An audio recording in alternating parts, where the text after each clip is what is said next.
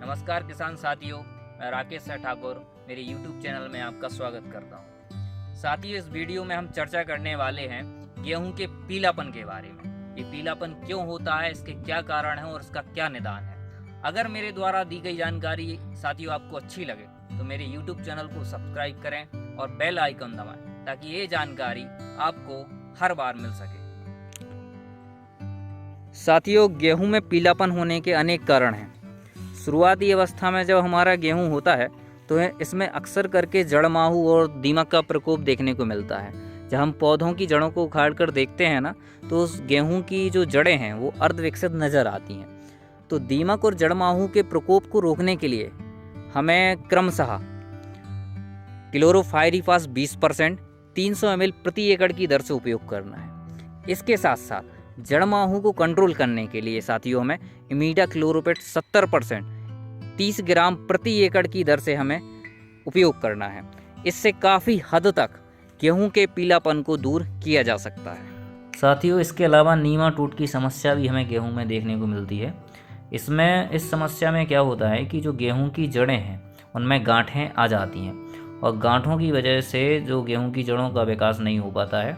धीरे धीरे वो गांठें भी सूख जाती हैं और हमारा जो पौधा है वो पीला होकर सूख जाता है। तो इस समस्या के निदान के लिए हमें कार्बोफोरॉन 3% का इस्तेमाल 3 किलोग्राम प्रति एकड़ के हिसाब से करना चाहिए। साथ में हम यूरिया भी ले सकते हैं और इसका छिड़काव कर सकते हैं। इसके अलावा पोषक तत्वों की कमी से भी हमें अपनी गेहूं की फसल में पीलापन देखने को मिल सकता है। पोषक तत्व जैसे कि नाइट्रोजन, जिंक, पोटास, सल्फर, इनकी कमी से काफ़ी ज़्यादा पीलापन हमें देखने को मिलता है। अब ये पोषक तत्व जो हैं एक कम क्यों हो जाते हैं खेत में, क्योंकि हमने देखा है कई बार किसान फसल का चक्र नहीं अपनाते, गेहूं की खेती पर ही गेहूं की खेती करते हैं। इस वजह से ज़्यादातर पोषक तत्वों की कमी देखने को मिलती है। तो नाइट्रोजन की कमी में क्या होता है कि जो पुराने पत्ते होते हैं गेहूं के वो पीले हो जाते हैं, क्योंकि जो नाइट्रोजन पौधे में रहता है वो बड़े पत्तों से होता हुआ जो छोटे पत्ते हैं उनमें चला जाता है, जिस कारण से पुराने पत्ते पीले हो जाते हैं। तो इसके निदान के लिए हमें नैनो यूरिया का हम स्प्रे भी कर सकते हैं और ठोस-यूरिया का छिड़काव भी कर सकते हैं। तो नाइट्रोजन की कमी को पूरा किया जा सकता है। इसके अलावा जिंक की पहचान कैसे करें कि जिंक की कमी हमारे खेत में है। तो साथियों, इसमें जब हम गेहूं के पौधे को देखेंगे, अगर उसकी छोटी जो नई पत्तियां आ रही हैं वो पीली पड़ रही हैं, तो हम समझ जाएं कि हमारे गेहूं में जिंक की कमी है। तो साथियों, हम इसमें जिंक सल्फेट का उपयोग कर सकते हैं इस समस्या से निदान हेतु, जो कि 21% 33% के रूप में बाज़ार में उपलब्ध है। तो इसका इस्तेमाल हम यूरिया के साथ कर सकते हैं और जिंक की कमी को हम पूरा कर सकते हैं। इसके अलावा सल्फ़र की कमी को हम कैसे पहचानें, तो इसकी एक नई पहचान है कि इसकी पत्तियां जो निकलती हैं, नई पत्तियां निकल रही होती हैं, वो भी पीली पड़ जाती हैं। तो इससे हम समझ सकते हैं कि हमारे जो गेहूं की फसल है उसमें सल्फ़र की कमी हो गई है। तो इसका निदान ये है कि जो बाज़ार में सल्फ़र आती है 80% WDG फॉर्मेशन में, इसका उपयोग हम करके काफ़ी हद तक सल्फ़र की कमी को पूरा कर सकते हैं। इसके अलावा पोटास की कमी भी हमें देखने को मिलती है। पोटास की कमी को पहचानने का ये रहता है कि अगर हम देखें गौर से, जो पत्तियों के किनारे होते हैं वो लाल लाल हो जाते हैं और भूरे रंग के और लाल रंग के पत्तों पर हमें देखने को बूंद की तरह देखने को मिलता है। तो हम समझ सकते हैं कि उस गेहूं में पोटास की कमी है। तो इसके निदान के लिए हम 0050 NPK के नाम से आता है, 0050, उसका इस्तेमाल करके हम पोटास की कमी को पूरा कर सकते हैं। साथियों, इसके अलावा जल भराव की स्थिति में भी पीलापन आता है। कई बार हमारे किसान भाई गलती करते हैं कि पानी का अंतर कम रखते हैं और 8 से 10 या 12 दिन में पानी लगातार खेत में छोड़ते रहते हैं। इस वजह से पीलापन आ जाता है। तो इसके निदान के लिए पहले तो ये ध्यान रखना है कि कम से कम 15 से 20 दिन के बाद ही हमें अपने खेतों में सिंचाई करनी है। इसके बाद आप अगर पीलापन जल्दी से जल्दी हटाना चाहते हैं तो नैनो यूरिया, उसके साथ जिंक और उसके साथ सल्फ़र, इन उर्वरकों का छिड़काव करके, स्प्रे करके आप इस पीलेपन को जल्दी से जल्दी ख़त्म कर सकते हैं। इसके अलावा खरपतवार नाशक दवाइयों से भी पीलापन आता है।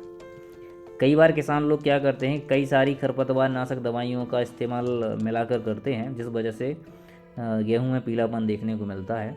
तो इसके निदान के लिए हम नैनो यूरिया के साथ 100 ग्राम जिलेटेड जिंक लेकर, जो कि बाज़ार में आसानी से उपलब्ध है, उनका घोल बनाकर हम स्प्रे कर सकते हैं 1 एकड़ की खेती के लिए। तो उससे हमें काफ़ी जल्दी पीलापन हटाने में मदद मिलती है। इसके अलावा विपरीत मौसम की वजह से ही पीलापन आता है, जैसे कि दिन में गर्मी पड़ना और रात में मौसम का अत्यधिक ठंड होना, उस वजह से भी हमें फसल में पीलापन देखने को मिलता है। जैसे आजकल मैंने देखा है कि जो गेहूं की पौधों की पत्तियों की नोक है वो पीली पड़ रही है, बाकी पौधा पूरा हरा रहता है और उनकी जो नोक है वो पीली पड़ जाती है।